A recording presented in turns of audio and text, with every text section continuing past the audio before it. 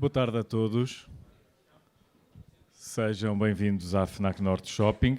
Começo naturalmente por agradecer à própria FNAC por nos receber aqui esta tarde para uma conversa em torno do novíssimo livro de Inês Menezes, Fala com Ela, um livro que advém do, eu diria já, icónico programa de rádio e podcast premiado da Inês Menezes, Fala com Ela, um espaço de conversas que caminha para as 2 décadas no ar, ouvindo e interessando-se por muitas das, diria eu, mais extraordinárias personalidades que podemos ouvir na rádio, e digo isto no que diz respeito a figuras muito reconhecidas, como também a outras que de algum modo a Inês Menezes revela através destas conversas. Várias dessas personalidades, por uma razão ou outra, foram escolhidas para integrarem aquele que é o primeiro volume de conversas do Fala com Ela em livro. Elas estão aqui bem identificadas na capa: Adriana Calcanhoto, Ana Moura, Maria Rueff, Hermano José, Paula Rego, Gregório do Vivier, Bernardo Sassetti, Miguel Esteves Cardoso, Carlos T, Pedro Cabrita Reis, Carlos do Carmo, Rui Reininho, Fausto Bordalo Dias e Julião Sarmento. Estas conversas, algumas delas sei que foram para a Inês Menezes grandes conquistas, e em muitas delas, para não dizer em todas, isso nota-se que há uma grande vontade de ouvir estas figuras, e isso advém de uma característica única que a Inês Menezes tem e que a distingue de outros entrevistadores, se assim quiserem, que é uma curiosidade genuína, uma vontade genuína de ouvir o outro, de o escutar e de com ele aprender. Eu não tenho dúvidas de que a Inês Menezes aprendeu com estes e outros entrevistados, com estas e outras figuras com as quais conversou, tal como nós, quando ouvimos o programa ou lemos estas conversas, e eu acredito que elas têm uma vida diferente no papel, porque nos permitem refletir em torno das palavras de uma maneira mais pausada, coisa que não acontece quando estamos à escuta, e portanto isso é algo que o leitor também sente. Eu queria, porque o livro é uma realidade, como já perceberam também, como já viram, eu queria agradecer à Inês Menezes a confiança, a vontade de fazer este livro, a confiança em nós, Contraponto Editores, para o publicarmos, como aos demais livros da Inês Menezes, que têm sido muitíssimo bem-sucedidos, e temos um grande orgulho em ter este também no nosso catálogo. Por isso, Inês, muito obrigado. Quero agradecer também, naturalmente, ao professor Manuel Sobrinho Simões, médico, patologista de créditos internacionais, foi já considerado o maior patologista do mundo, ou o mais importante patologista do mundo, o mais influente. É também um grande conversador, já esteve à conversa no Fala com Ela 2 vezes, provavelmente integrará o próximo livro, e é também um amigo da Inês Menezes, e portanto eu diria que estamos aqui hoje a festejar o livro, a celebrar o livro, mas também, professor, a celebrar as ligações entre as pessoas. Há aqui uma ligação, como eu dizia, entre si e a Inês Menezes, mas nota-se que há aqui ligações muito intensas entre a nossa Inês e a vontade de conhecer e de ouvir os seus interlocutores. Concorda comigo ou nem por isso? Eu acho que tem o professor tem um microfone também, está aí na sua mesa, na sua cadeira, de lado. Olha aí. E até podemos fazer isto assim, a conversar um bocado, porque nós não precisamos... E repararam, já ouviram, não é? Eu sou um patologista e eu sou um tipo que vejo ao microscópio e, portanto, eu estou aqui a ver de fora, porque eu para dentro vejo as células. Ela, por exemplo, vê as pessoas. Eu que sou médico, mas eu nunca vi doentes. E, portanto, para mim o grande desafio não é, por exemplo, o cancro, que eu sei que é uma chatice, mas que nós estamos cada vez mais a resolver, e vamos resolver. 15, 20 anos, mais de 95% dos casos, nós vamos resolver, não vamos curar, mas vamos controlar os cancros, mas nós não vamos resolver é o nosso problema com os outros. E o que tem muita piada neste livro é a pessoa perceber o que é que a gente aprende através de uma personalidade como a Inês. E, portanto, é assim. Portanto, primeiro, tenho imenso gosto de estar aqui. Estou muito constipado, apanhei uma chatice em Bruxelas, cheguei na madrugada de terça-feira. E já agora conto-lhe uma coisa com piada. Eu estava a acabar de ler o livro no lounge de Bruxelas, porque fui muito cedo. Estou agora cada vez mais velhinho, vou cada vez mais cedo, com medo de não apanhar os aviões. Os velhinhos têm coisas horríveis. Uma dessas agora, eu antigamente chegava sempre tarde, agora chego sempre cedo demais, o que é uma chatice. Os velhos são muito exagerados. Atenção que os velhos são todos diferentes uns dos outros. E, portanto, não pensam... os crianças são muito diferentes. Não, os velhos são muito mais diferentes, porque a gente tem uma história prévia muito grande. E eu fui para lá muito cedo. E estava a ver isto, estava a ler, estava a acabar, já quase no fim. E há um tipo que passou, que trazia um daqueles coisinhos, uma mala, e meteu assim a cabecinha, que até achei um bocado mal criado, tipo, e disse-me ele, great book, e continuou. E eu tenho vergonha, de resto vamos discutir isso, porque ela vai ver que a Inês, ela dizendo que entrevistou muitos tipos muito conhecidos, e muitos deles reconhecem que são, como por exemplo somos tímidos. Pois os tímidos às vezes chegam ali e a gente depois tem que perform, a gente tem que desenvolver. Mas eu não tive lata de perguntar primeiro o que é que falar em inglês, great work, depois o que é que você sabe, o que é que você tem que meter o nariz. O homem foi, mas de qualquer maneira fica a saber que eu, na terça-feira, quase já era noite, para aí 7 da noite, passou um tipo por mim que disse great, como é que ela, great book. E portanto, a primeira coisa é isto. Eu adorei ler o livro. Atenção, que eu gostei muito. Ele já leu. O Rui fez esta apresentação muito simpática. Ele é um charmeur e que é muito engraçado. Cada um de nós tem o seu género. Ele é muito um charmeur destes. E então, ele lá disse os nomes. Repararam que não é por acaso que estes 14 são todos artistas. Repararam que é uma coisa. 10 homens e 4 mulheres. Todos os artistas. Eu, por exemplo, dos 14, só conheço 2. Eu só conheço o Carlos do Carmo, ou conhecia. Pessoalmente, não é? Exatamente. E o Cabrita Reis. Não conheço pessoalmente, que encontrei as coisas sociais, ou em Serralves, ou assim. E, portanto, eu tenho muito uma coisa de querer compreender, aprender, e se vocês quiserem, no limite, é um problema de voyeurismo. Eu quero saber o que é que os tipos, o que é que eles dizem, como é que eles pensam, porque eu não os conheço. E é verdade, é verdade que o Rui já disse, a Inês é particular, ela é muito profissional e é muito competente. Eu conheço já há muitos anos. E é muito boa a fazer perguntas, porque está com muita atenção, vai falar com as pessoas já conhecendo muito bem o background. Reparem que é muito engraçado como é que ela fez durante 18 anos estas entrevistas, algumas são repetidas, ainda faz, mas quer dizer, algumas são 2, tem até 2 casos, por exemplo, com 3 entrevistas, e você vai ganhando de umas para as outras e depois escolhe aquelas que são para si que melhor demonstram o que é a personalidade. E, portanto, a gente aprende através de outras pessoas. Eu estou-vos a contar isto pelo seguinte. Eles são todos artistas. Os artistas, eu não conheço artistas a não ser assim, episodicamente. Ela conhece. Ela, por exemplo, conhece muito. Ela vive com um. Exatamente. Claro, ainda por cima. E tem muita graça, porque vocês sabem que em Portugal nós temos esta coisa, em Portugal temos todos a mania das árvores. Depois há uns malucos que têm a mania das florestas. O que nos dá a cabo da sociedade portuguesa é a dificuldade que a gente tem de ter quintais, comunidades. Nós somos uma sociedade que oscilamos entre a árvore, e o que ela fez, o que tem aqui são 14 árvores.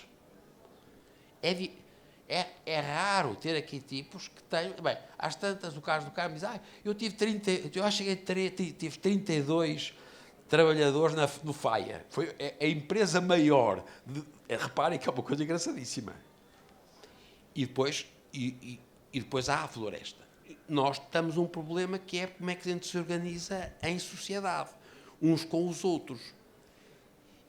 E eu, por exemplo, percebi que, através da Inês, eu percebi quais são as grandes qualidades e os grandes defeitos das árvores.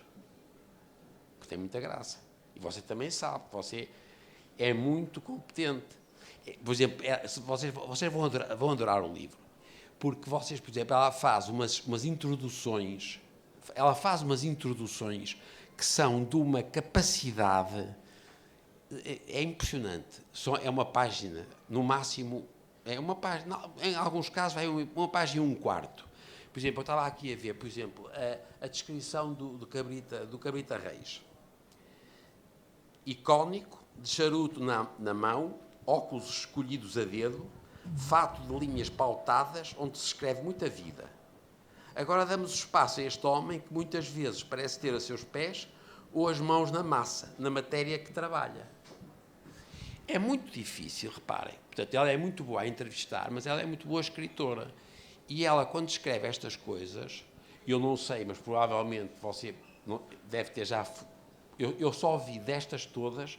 A única destas... Desculpem lá, se eu tiver a ver muito tempo, vocês mandam-me calar que eu calmo, percebe? Eu estou aqui a fazer... Eu estou aqui de dondoca. A heroína é ela.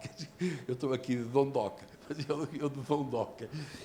Destas todas, a única que eu vi foi o Carlos T. Que eu achei já muito... Não conheço também. Achei imensa graça à entrevista. Tem muita graça. A única diferença que há da entrevista para da rádio para o livro é o sotaque. Tem muita graça, percebem? Vocês têm que perceber. Percebem? E tem uma graça extraordinária. De resto, a Inês, no outro dia, fez também uma entrevista com o Álvaro Azevedo, acho que é o nome dele, e também é um tipo com um sotaque. E tem muita graça. Dos trabalhadores de comércio. E muita graça. Faziam do sotaque, aliás, a sua bandeira, não é? Mas tem muita graça, percebe? Portanto, há aqui alguma perda. Mas eu achei muita graça, e agora já é tudo, as coisas são as associações. Porquê é que eu estava a achar graça? Eu estava a achar graça porque ele também, às tantas, diz a mesma coisa que diz a Adriana Calcanhoto. Eu sou um bicho do mato. E usa isto muitas vezes. De resto, como, por exemplo, o Bernardo Sassetti explora muito bem. E atenção, quando eu digo que ele explora muito bem, é sempre através dela, porque ela vai fazendo as perguntas. O Bernardo Sassetti, que é espantoso, como uma figura espantosa, e a gente tem uma imensa pena que ele tenha morrido, o problema dele era a solidão. E a gente percebe. A gente, como, por exemplo, no Cabrita Reis, e você? Eu gosto muito de mim. Você gosta muito de mim? Eu adoro-me, que é um verbo porreiro. Adoro-me. Estão a ver? É raro a gente dizer, eu adoro-me. Eu vejo uma rasca, eu desde que tive o AVC, vejo uma rasca nos verbos irregulares. No outro dia disse digarão em vez de dirão, ia morrer na minha secretária. Só estou a escrever o digarão. Em vez de dirão. É horrível. Eu disse digarão, palavra, escrevi. À mão, para ela bater à mão, eu escrevi digarão. Sabem o que é que a gente... Os verbos regulares, a gente tem uma coisa central e tem muita graça também, porque agora é outra coisa. Desculpem lá, porque as pessoas... Atenção, que esta coisa das apresentações são muito variáveis. Há uns tipos... Atenção, que eu leio tudo. De resto, ela não tem dúvida e está tudo... Mas é assim, por exemplo, eu achei graça ver que ela tinha, durante um determinado tempo, tinha aquela pergunta sempre final, que era o que é o teu dia? Como é que foi? Como foi um dia bom? E depois... Era assim, ainda tinha sempre. E ela começou a perceber e, portanto, começou a fazer um truque, que era meter no meio, ou assim ou assado, ou até, em algumas circunstâncias, a Paula Rego, por exemplo, teve vergonha. Não, a Paula ainda não existia o dia bom. Ainda não existia, portanto, só quando ela começou a existir. Mas tem graça, por exemplo, é que, por exemplo, o Miguel Esteves Cardoso faz umas coisas espantosas. Vocês leiam, porque ele tem muita graça. Eu não o conheço pessoalmente, mas acho-lhe muita graça. E o tipo, quando ela diz, não, eu já sabia que ias fazer-me esta coisa. E o tipo disse uma coisa que eu também me senti muito. Depois, sabe, é outro parênteses. Nós estamos a ler, eu estou a ver coisas de... Eu sou um tipo que vejo ao microscópio e trabalho no IPATIMUP, na Faculdade do Hospital de São João. Epá, não tem graça nenhuma, não tem graça nenhuma, trabalho de manhã às 8h30, vou fazer diagnóstico, estes tipos não. E o tipo disse uma coisa que eu também tenho, o Miguel Esteves disse assim, o que eu gosto, um dia bom para mim é um dia que se repete. Para mim é a grande aspiração. Eu vou sempre aos mesmos restaurantes, aos mesmos hotéis, aos mesmos sítios. A minha grande aspiração é repetir. E eu achei graça como é que um tipo, um artista, tinha uma coisa diferente. Outra coisa que também achei muita graça, o Rui Reininho tem outra coisa que também é como eu, mas que é, eu sinto quando eu estou mais nervoso, e eu de resto também quando tive o AVC também tive isso, crescem-me a barba e as unhas. E é verdade, se vocês repararem, quando estiverem muito nervosos, reparem que nós temos muito crescimento, porque nós temos uma produção de epidermal growth factors e crescem-nos. E ele não sabe, não é a justificação, o Rui Reininho, isso eu sei, mas achei graça como é que a gente tem aqui. E, portanto, também tem piada como é que a gente está a ler entrevistas e, de repente, a gente percebe que há coisas... Ela juntou 14. Ela diz isso, eu se calhar tive mais de 400, tem muitas. Apesar de uma certa lógica, ela acabou com o Rui Reininho porque foi a primeira entrevista. Começa com a Adriana Calcanhoto, que faz uma coisa extraordinária, e mete-se numa coisa que é muito sua, em todos. Se eu tiver que as palavras para mim, que você me ligam mais a mim, em relação, quando eu li neste, não foi a mesma coisa quando li o seu outro livro, neste, são a palavra margem, a palavra fronteira, a palavra viagem, quer viagem física, quer viagem mental. De resto, você tem boas soluções, já agora, é um parênteses, eu tenho muitos parênteses, é o caraças, percebe? Mas ela tem uma coisa muito engraçada, porque ela às tantas está a falar com o João Sarmento e usa o esvoaçar. Esvoaçar, que é um verbo do caraças, pá, é boa. Mas ela tem muito, portanto, e tem o outro, o escutar e a generosidade. E tem graça também, porque ela usa às vezes a generosidade e quando usa, as pessoas que ela dizem, mas isto é uma coisa de generosidade, e as pessoas ficam um bocado envergonhadas. Não é bem generosidade, sou um gajo porreiro, eu sou... Mas, portanto, a margem, por exemplo, pelos vistos, eu não sabia, eu não sei nada de discos, é horrível. Ela sabe tudo, e até achei graça, porque ela, pelos vistos, sabe tudo, e a margem tem muita graça, porque ela, Inês, vocês vão ler muitas vezes, ela usa a palavra margem em dois sentidos. Ela usa a palavra margem no sentido margem, fronteira, ou o mar com a água que vai para a frente, ou a margem que é do outro lado do rio, as duas margens. Eu, por exemplo, para mim as margens são sempre duas. Eu, de resto, eu ia muito ao Brasil, e o que eu embirrava no Amazonas é que aquela porcaria parecia mar porque não tinha margens. Eu sou totalmente contra o Amazonas porque não tem margens. Percebem o que quer dizer? E agora, é outro parênteses, agora para as pessoas mais novas, vocês que não sabem, eu, por exemplo, eu adorei sempre o Hemingway, que nenhum de vocês deve achar graça, porque já ninguém lê, e era um macho alfa, é um tipo. Sabe que o livro que eu mais gostei é Na Outra Margem Entre as Árvores, que é uma história de um coronel que tem uma insuficiência cardíaca e que está em Veneza e que namora com uma rapariga de 18 anos chamada Renata, que chamava-se Renata porque é renascida, é uma história extraordinária, percebem? E é na margem. E tem muita graça porque nós, em português, pomos na outra margem entre as árvores, que é uma descrição, enquanto que em inglês era across the river. Mas você usa muito bem a margem. Sabe, já agora vou dizer, vou interrompê-lo para depois continuarmos. Mas, claro. Eu gosto muito eu uso muito a palavra margem porque eu gosto muito do título do álbum do José Mário Branco, Margem de Certa Maneira. Porque se me perguntassem, podiam-me perguntar o que é que eu sou, eu diria margem de certa maneira. percebe? Portanto, Mas todos somos, de certa forma, margem de certa maneira. E eu, no caso da Adriana Calcanhoto, não é? Explorei essa questão da margem, porque era o nome do disco também. Mas já agora, se me permite... Sim, não, acho muito bem. Senão, isto ela é que escreveu, atenção. Não é isso. É Parece que fui eu, não. para Eu só li. conversarmos também um bocadinho aqui todos. Queria agradecer a vocês todos a presença, evidentemente, ao Rui e ao professor. Ao Rui, que já me acompanha há muito tempo, o professor também, e o professor eu faço questão de o trazer sempre comigo, porque de cada vez que vimos, ouvimos esta boa notícia que é, daqui a 15 ou 20 anos, 95% dos cancros vão ser resolvidos. Só por isso já tinha valido Só a pena, por isso não já era? valeu a pena. Controlados. Portanto, controlados é uma boa notícia. Portanto, vamos pensar que estaremos aqui ano após ano até chegarmos ao momento em que esses 95% já são controlados. Isso seria uma boa notícia, de facto.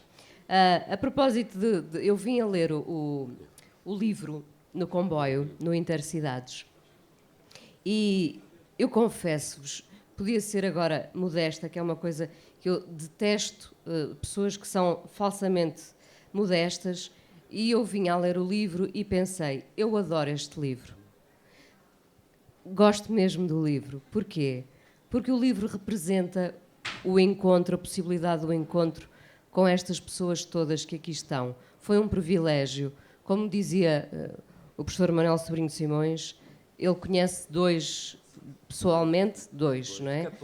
14. Eu, ao longo destes anos, tive a oportunidade de conhecer, não sei, 500 pessoas. Estão aqui algumas pessoas que eu entrevistei já no Fala Com Ela, com muito prazer.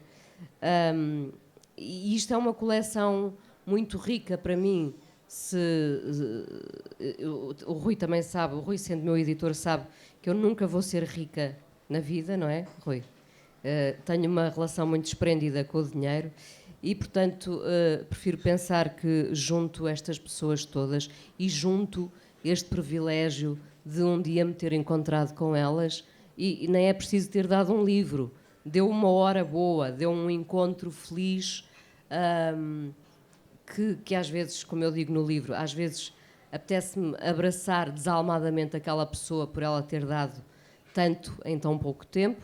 Às vezes vamos embora, não sei se desiludidos um com o outro, também acontece, não é? As coisas não correm sempre a 100% bem, mas, de uma maneira geral, é um privilégio eu continuar na rádio ao fim destes anos todos, ao fim de 18 anos, a fazer este programa chamado Fala Com Ela, que começou por ser uma coisa muito, muito pequenina e invisível, apesar de ser da escuta que falamos.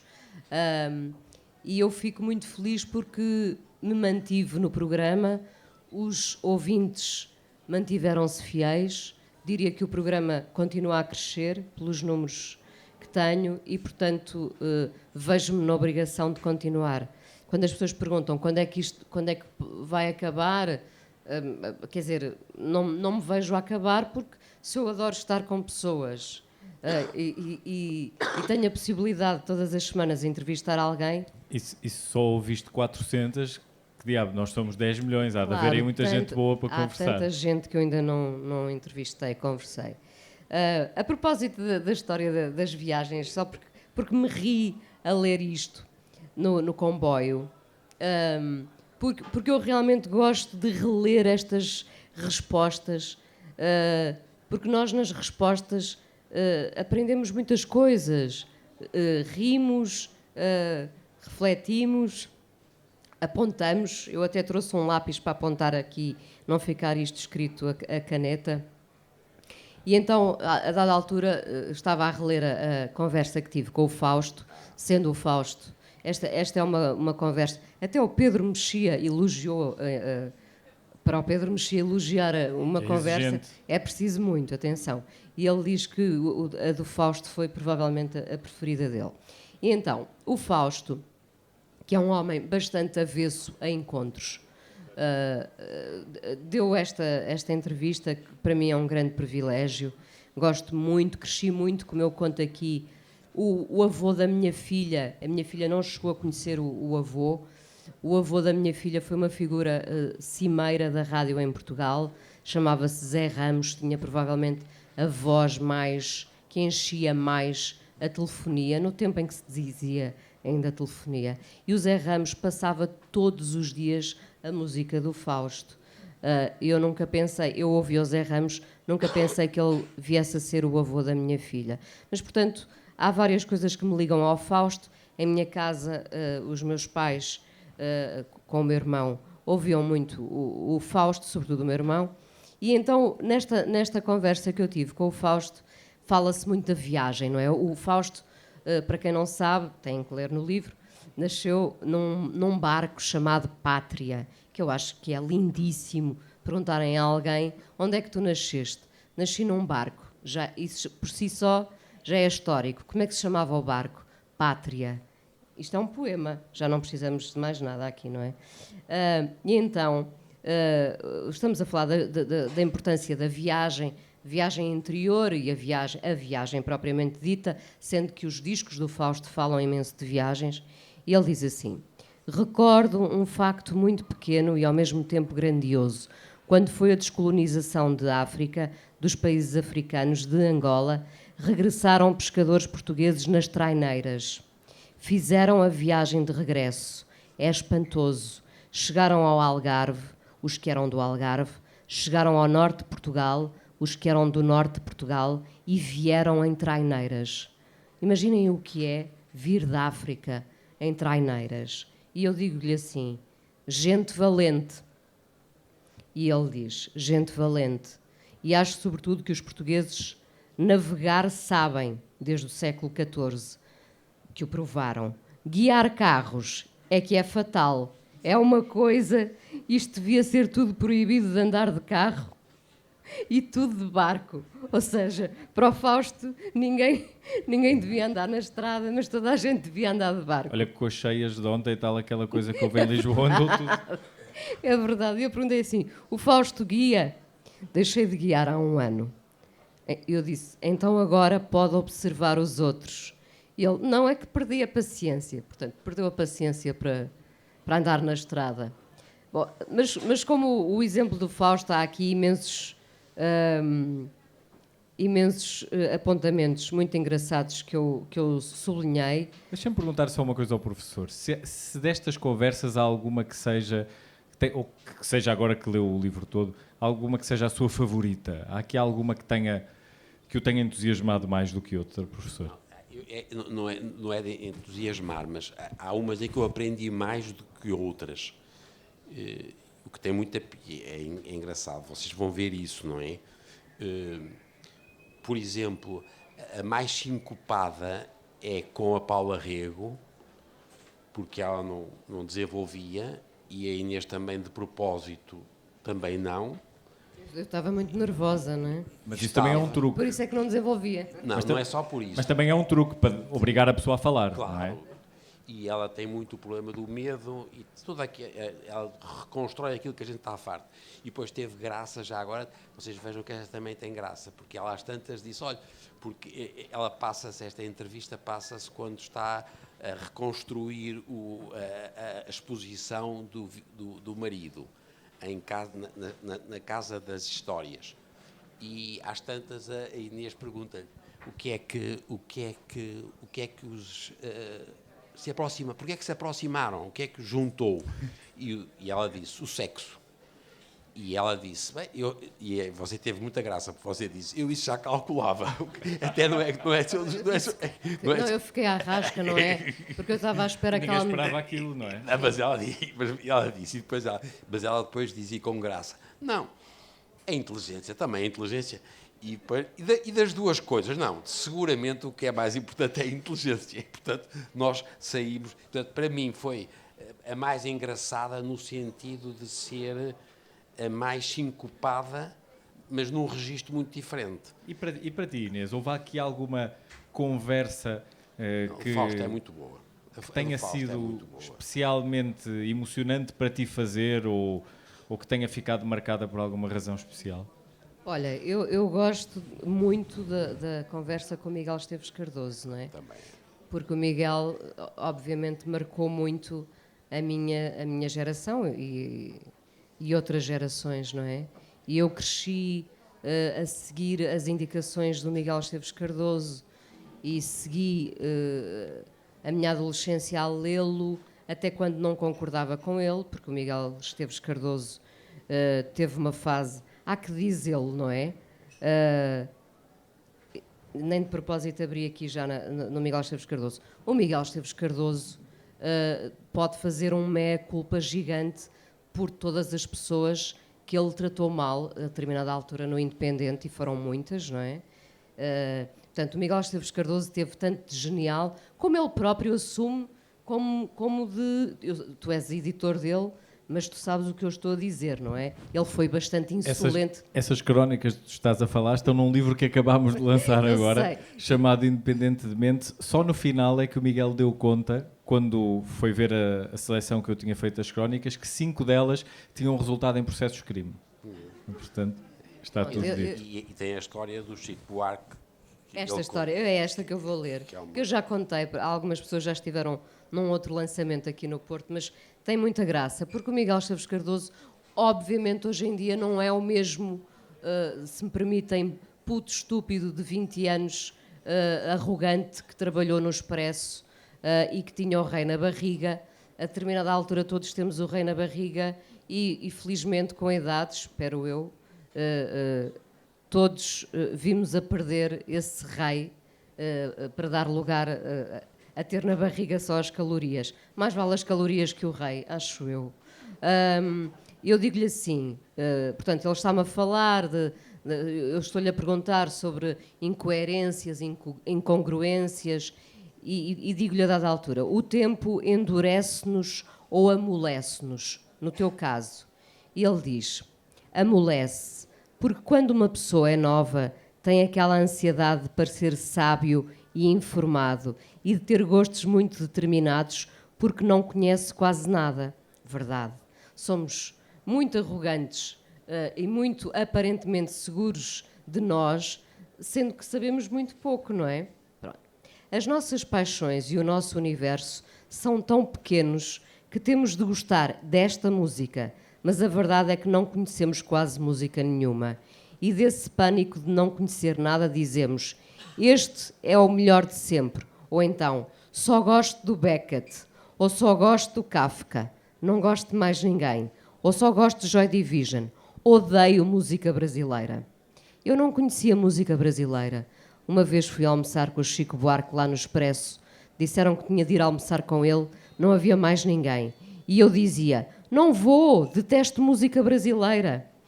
Imaginem, a oportunidade de estar com o Chico Buarque, não é?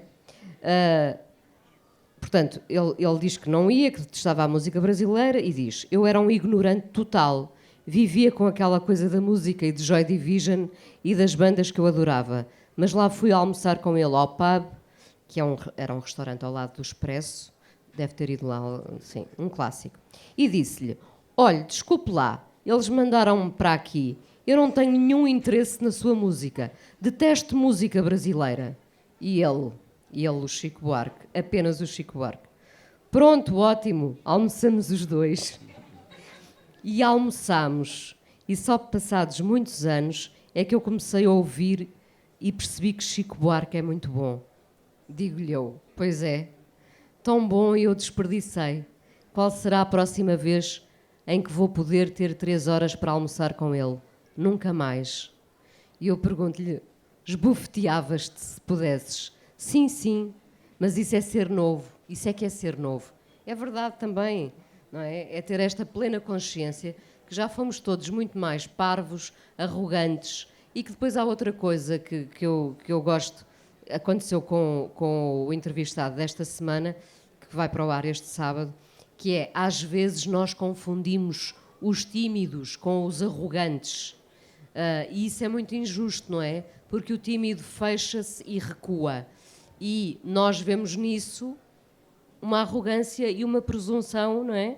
E nem nos queremos aproximar daquela pessoa. E às vezes não é nada disso. mas no caso do Miguel Esteves Cardoso era bastante. Há muita gente com razão de queixa dele. Só que eu gostei muito de o entrevistar. Foi muito feliz. Mas ele também era tímido. E ainda é tímido. E ainda é tímido, não é? E é possível ser tímido e arrogante. É, mas ele é menos arrogante hoje em dia, não é? Ele tem ali, vocês vão achar graça porque ele tem um problema com a língua. Ele escreve muito bem em inglês, sempre escreveu, e também escreve muito bem em português. É um tipo que escreve maravilhosamente. E às tantas, no meio disto tudo, isso é aquela coisa com graça. Nós, em português, cá em Portugal, estes tipos nem sequer conseguem dizer eu. Portanto, é a ideia que nós não conseguimos, nós temos um problema dos nomes pessoais, não é? A gente diz a minha avó, não é? A gente não diz o tu. Agora a vossa geração mais nova, mas nós temos, e ele diz com muita graça, diz, não, constata-se que, porque não dizem eu. Nós, de resto, nós portugueses dizemos eu próprio, que é uma burrice, já agora um parente, não digam eu próprio, porque não, é como lavar os dentes. Lava-se os dentes, não é lavar os meus dentes, porque é difícil lavar os outros. O eu próprio é o próprio, percebe? E ele diz isso com graça.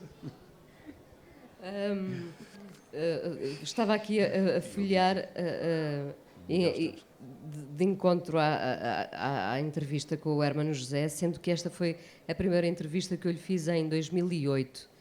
E tem alguma piada. Esta é uma entrevista em que o Hermano... Há defesa. Não, mas muito menos à defesa... Não, mas muito... Não, caramba, não me lixo. Então ele diz... é comida e o sexo, está bem. Não, mas há outras coisas, há muito mais. Então ordene, diga outra coisa. E o homem volta a comer. Bem, é que é. Sim, mas... O homem vê-se à rasca, ele a recuar. Olha, que eu voltei a entrevistá-lo e ele não deu tanto como deu aqui. Mas aí deu pouco também. A dada altura, pergunto... Conta histórias depois, usa aquele truque que é contar as histórias da Amália e assim. É verdade, é outra coisa. Mas eu gosto desta parte em que lhe digo, a sua mãe é um garante da sua sanidade mental. E ele diz, eu é que sou o garante da sanidade mental dela.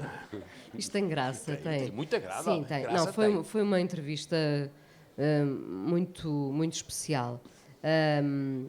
Mas, quer dizer, o Herman é a pessoa mais desafiante para entrevistarmos. Foi a mais difícil destas?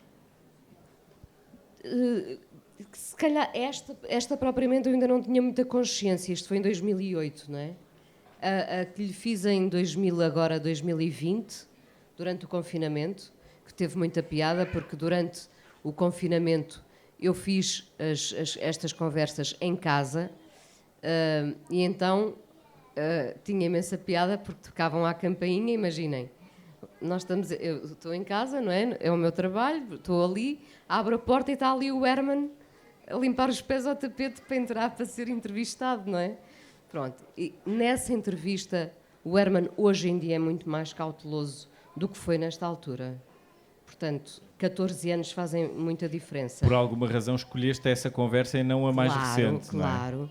Não é? E, por exemplo, com o Reininho, como a Manel dizia, aconteceu o contrário. O Reininho, que foi o primeiro entrevistado de todos do Fala Com Ela, há 18 anos, e, no entanto, a entrevista que aqui está foi a que eu fiz agora há uns meses, um ano, porque eu achei que ele estava mais amadurecido, não é? É muito engraçado encontrar as pessoas também. As pessoas são o tempo que estão a viver, não é? Nós também nos moldamos ao tempo que estamos a viver. Coisas aconteceram pelo caminho.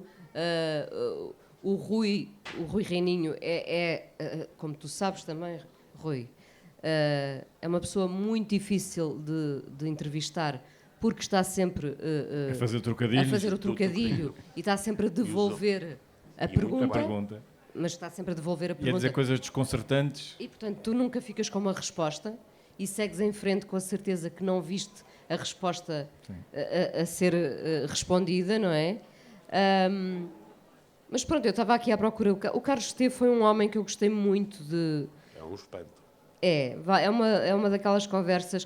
Também gosto muito, desculpem, do Gregório de Vivier, que a propósito está com o espetáculo dele cá hoje. Ele ontem esteve no CCB e hoje está cá no Porto e vale sempre a pena ver o Gregório do Vivier. que é um homem absolutamente genial. O Gregório do Vivier cresceu num meio de artistas, os pais são os dois artistas, músicos enfim, conviveram com toda aquela elite brasileira cultural, não é? E o próprio Gregório é um homem notável, escreve, faz humor, pisa as fronteiras do humor, vai para além da margem. Então, eu pergunto-lhe, porque os pais eram artistas, e eu, a dada altura, digo-lhe, mas se calhar os teus pais não queriam que o filho fosse contabilista ou informático. Nada contra. Eu tenho sempre esta preocupação de dizer nada contra, porque todos precisamos do nosso contabilista, certo? E ele diz-me assim, eles tinham tudo contra. Uma vez disse ao meu pai que queria ser economista, trabalhar num banco. Ele olhou para mim e falou, mas porquê? O que é que você quer na vida? Você quer ganhar dinheiro, é isso? Com uma decepção terrível de ter um filho que queria ganhar dinheiro na vida. Isto foi provavelmente o único convidado que eu tive a dizer-me uma coisa destas, não é? Isto tem imensa piada, pronto, porque são momentos que nós apanhamos e que ficam aqui registados. Daí eu dizer-vos que tive este prazer de novo hoje a ler estas respostas, porque elas são sempre surpreendentes e quando nós voltamos ao encontro com a resposta, é como se fosse sempre nova. Era isso que eu ia dizer. O que é engraçado é que muitas destas conversas eu tinha-as ouvido na rádio e depois de lidas, não só me lembrei de algumas respostas, mas também me surpreendi porque, de facto, a cadência da rádio por vezes não nos permite apanhar certas ideias. E há aqui entrevistas que eu fiquei a perceber que eram mais ricas do que me pareceram a quando da escuta. E, portanto, este tempo diferente tem também uma influência grande. E a Inês faz isso muito, porque, apesar de tudo, há muitas marcadas por duas coisas, não é? Umas são, e você pode escolher isso, Inês, não é? Há umas que são, é verdade que a Covid e o confinamento e isto mudou, e, portanto, isto obrigou-nos, todos nós mudámos um bocadinho, e depois há outra coisa, nós não estamos a meter-nos nisto, mas todos eles, não todos, porque há alguns ainda muito novos, mas praticamente todos, mais cedo ou mais tarde, apertam a Inês com o problema do envelhecimento e a longevidade. E o que é que isto mudou? E você explora isso muitíssimo bem, de resto nunca intrusiva e sempre você é excepcionalmente to the point, mas não é nada, mas há, portanto, isso, e isto também determina algumas escolhas de umas últimas entrevistas e das outras, porque o tempo é, não é? Porque se repararem, eles são artistas, mas é muito diferente. Uma, de resto, a outra não se pode dizer, a Paula Rego, às tantas, uma não sei quem disse, ela é pintora, e ela disse pintora, e eu, não, eu sou desenhador, eu desenho. Nós tivemos um encontro prévio, antes da conversa acontecer, tivemos um encontro prévio na Casa das Histórias em Cascais, a Casa das Histórias, portanto, da Paula Rego, não é? Ela quis conhecer-me antes para saber se me concedia a entrevista. Para ver se eras aprovada. Para ver se eu era aprovada, fez-me uma série de perguntas teste, digamos. Como, por exemplo? Ela disse-me coisas muito desconcertantes, disse-me, sei lá, no fundo, tudo o que ela diz era passível de ser um quadro. Ela virou-se para mim sem me conhecer e disse: a menina tem aqui um porquinho. E eu a pensar, onde é que está o porquinho? Eu respondi, não me lembro o que é que respondi, mas eu já ia preparada, não é? Mas percebe, há um requinte, havia um requinte quase perverso, não é? A menina tem aqui um porquinho, e a fazer o sinal do rabinho do porco, e eu a pensar, oh meu Deus, onde é que isto nos vai levar? Mas levou-nos a um bom caminho, mas a dada altura estávamos lá as duas a conversar, como se eu estivesse com a minha tia a tomar chá na Casa das Histórias. E veio uma senhora que estava lá a visitar a Casa das Histórias e disse: é pintora, não é? E a Paula Rego, com aqueles olhos muito esbugalhados, não é? Reagiu assim de uma maneira... Enfim, primeiro porque prefere ser desenhadora, preferia ser considerada desenhadora, e depois porque se percebe que ela não gostava muito deste tipo de abordagem, não é? Por isso é que ela gostava por um lado gostava da simpatia dos portugueses, por outro lado adorava a contenção dos ingleses. E é isso que ela diz aqui. A inspiração é passar desapercebida em Londres. Mas depois, como ela... Por isso é que vale a pena, sinceramente, ler o livro. É porque vocês ficam a conhecer as pessoas de outra forma. Por exemplo, a Paula Rego dizer... eu adoro ler, imaginem, o horóscopo. Ou adoro ir às compras. Eu digo-lhe aos saldos. Não, saldos nem pensar. Não, eu adoro ir comprar vestidos. Eu digo-lhe, mas por acaso até está de calças. Mas eu adoro vestidos. E depois o prazer que ela teve em estar ali às voltas a contar que lia o horóscopo com a Tila, com a mulher modelo, não é? Que inspirou os quadros dela. Enfim. E a pintura de manhã, dos olhos. Dos olhos. Sempre. Isso é uma coisa que me fascina, porque eu também pinto sempre os olhos, não é? Eu não gosto de sair de casa sem os olhos pintados, porque me sinto despida. É uma parvoíce, mas pronto. Só que a Paula Rego pintava o triplo, não é? E lá estava ela com os seus olhos esbugalhados pintados. E eu perguntei-lhe se ela pintava... São coisas pequeninas, não têm interesse nenhum, mas têm todo o interesse. Porque ela aproveita para dizer, sem isto eu sinto-me despida. E ajuda a compor a figura e a entender a pessoa, não é? Isso é muito importante. Eu acho que ela faz isto muito bem. Essa capacidade de perguntar o que parece simples e óbvio. E não ter medo de perguntar. Aquilo que, ou seja, não é a citação, não é a cena intelectual, não, são coisas simples, porque é isto que nos aproxima das pessoas. Às vezes basta um simples porquê, é a melhor das perguntas, não é? Exatamente. E por isso é que eu comecei não está desde o início, é uma coisa mais recente, por isso é que eu comecei a perguntar às pessoas o que é um dia bom. Claro que agora, infelizmente, já toda a gente vai preparada. Mas, no início, as pessoas não sabiam e diziam-me essa agora não vinha preparada para essa pergunta. Que é a pergunta mais simples de todas, não é? O que é um dia bom? Ou, por exemplo, uma coisa que eu gosto muito de perguntar, que miúdo é que tu eras? Ou que miúdo é que tu foste? Não é? Isso agora é muito difícil, não tinha pensado nisso. São coisas tão simples e, no fundo, ao respondermos a isto, estamos a fazer um desenho de nós próprios, não é? Próprios. Claro. Nós próprios. Já estamos a chegar ao fim do nosso tempo. Sim, deixa-me só... Estava-te a salvar. Só queria terminar com esta, antes de passar ao professor. Outra coisa que eu gosto de perguntar às pessoas, gosto muito, porque é uma daquelas perguntas que nos faz refletir sobre a vida que já tivemos, que temos, que queremos continuar a ter e às vezes até que queremos mudar. E eu perguntei ao Carlos T. Não tem... isto varia muito, não é? Se eu conheço as pessoas, trato-as por tu. Se não conheço, trato na terceira pessoa. Não trato ninguém por doutor. Está fora de hipótese. Eu não sei se tratei assim por doutora. Tratar aqui uma pessoa, a única pessoa. Por isso é que ela veio hoje. Mas eu agora chamo-lhe Carolina. Na altura chamava-lhe doutora Carolina. Pronto. Foi a única pessoa que eu tratei por doutora. Por exemplo, imaginem, entrevistei agora o Ministro da Cultura, o Pedro Adão e Silva. Eu conheço o Pedro Adão e Silva de trocarmos cromos musicais. Era o que mais me faltava agora dizer. Senhor Ministro, eu disse, Pedro, eu vou tratar-te por tu e por Pedro. E ele, claro, era o que mais faltava.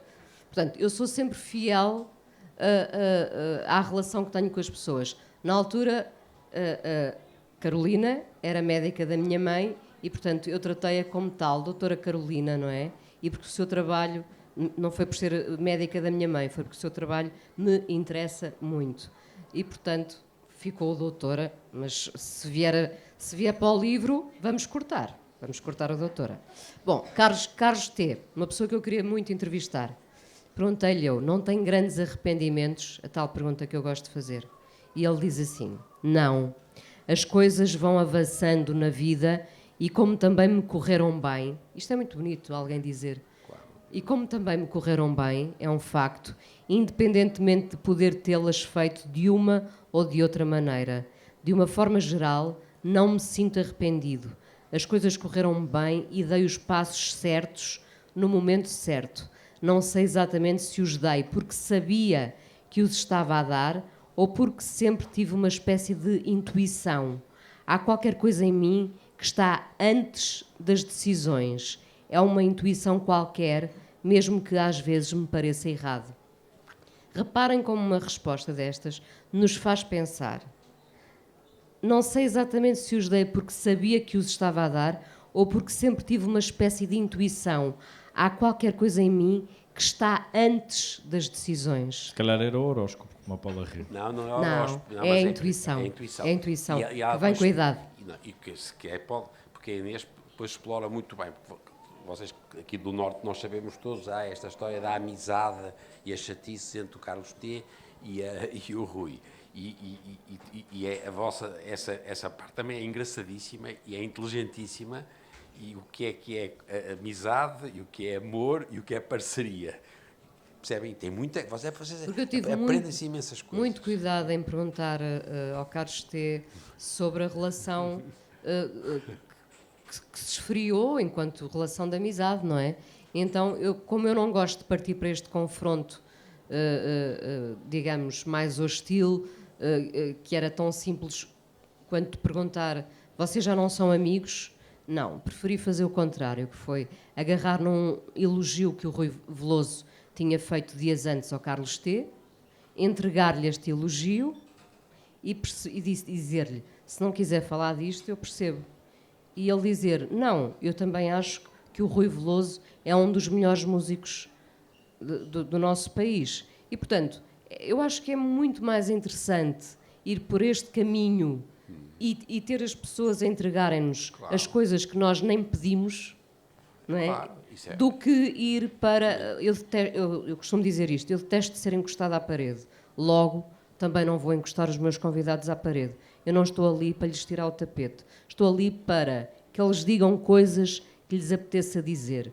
Claro que eu que não sei conduzir, vou conduzindo aquela hora da forma que eu melhor posso conseguir, não é?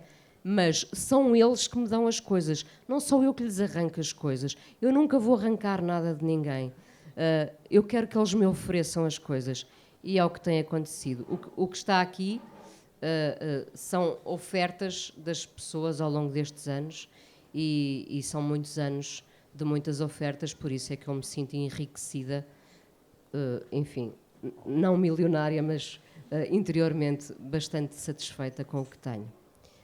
Professor, não sei se quer dizer Não, alguma coisa. Só queria perguntar, porque ela nunca nos respondeu isto, que é a mesma coisa conversar com uma mulher e com um homem? Agora... É uma boa, essa é uma excelente pergunta. Obrigado, pode ser peça da televisão. Repare, depende sempre da A disponibilidade. Ana Moura, por exemplo, porque você não foi, eu gostei Sim. muito da entrevista dela. Gostou? Muito, achei muita graça. Mas desenvolve, Sim, porque por Maria exemplo, Rueff também, mas...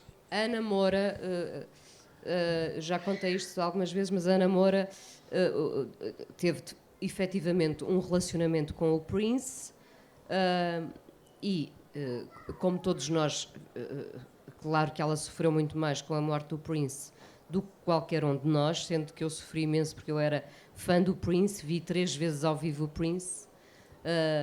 Eu admirava imenso o Prince, para mim era um gênio da música pop. E a Ana Moura disse-me que tinha tido vários convites para falar sobre o Prince, a morte do Prince e o relacionamento dela com o Prince. E que era comigo que ela queria falar, porque comigo se sentia confortável. Porque justamente sabia que eu não ia explorar em demasia esse filão, não é? E, portanto, eu lembro-me que ela chegou a tremer, e porque ela também estava muito perturbada ainda com a morte dele. E as coisas aconteceram.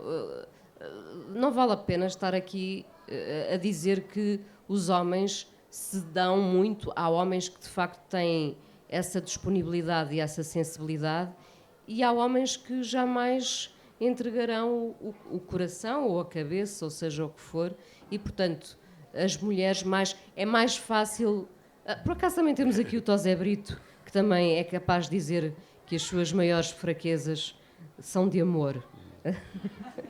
É dos poucos homens que diz isso em entrevistas. Isso é muito bonito, porque os homens normalmente fazem-se de duros. Estão aqui muitos. Eu poderia perguntar quantos de vocês é que já assumiram que as vossas maiores fraquezas são de amor, e se calhar ninguém levantava o dedo, só o Tosé. Mas é mais fácil encontrar uma mulher que diga isso, como a Maria Rueff. Por isso é que eu escolhi esta conversa, em que ela diz: eu acho que falhei no amor. E eu pergunto: mas porquê que falhaste, não é? Porque as minhas relações foram curtas. Mas o amor não se mede pelo tempo. Vamos pensar que o amor se mede pela intensidade com que se viveu, não é? Mas pronto, é mais fácil que uma mulher se entregue do que um homem, não é? Ainda há demasiado futebol na cabeça de um homem. É levemente deselegante. Repararam? Quer dizer, as pessoas não resistem. Não, reparem, é porque as mulheres fixam coisas muito bonitas, muito datas muito marcantes, não é? E os homens continuam a fixar aquele hat-trick marcado em 1997. Eu acho que ocupam demasiado a cabeça com esses dados. Têm que limpar um pouco a cabeça. Têm que ir para o banco há algum tempo. Isto sem falarmos Claro. do assunto. Embora a gente chame-lhe a Mourinha, Special One. A Ana Mourinha, a Ana Moura, ela usa isto muito. Nós estamos no final do nosso tempo. Não sei se querem deixar uma mensagem final. Que se quiserem, a sério, se quiserem fazer uma pergunta a qualquer um de nós, por favor. Ao professor sobre, sobre os É aproveitar o privilégio. da ciência. O privilégio. Não, eu acho que o livro tem imensa... Aprende-se imenso, tem muita graça. Adorei-o, quer dizer, percebem? Portanto, e aprendi imenso. Muita gente... Atenção, sempre um componente de perceber os outros. Sempre as árvores. O meu problema na sociedade portuguesa não são as árvores, porque eu as árvores estou farto de aturar. Percebem? O grande problema em Portugal não são as árvores. É o quintal. Nós no quintal é que é o caraças, mas isso não é culpa sua. Professor Manuel Sobrinho Simões, muito obrigado. Inês Menezes, muito obrigado por este livro extraordinário. Está nas livrarias. Fala com ela, de Inês Menezes. Um aplauso para ela.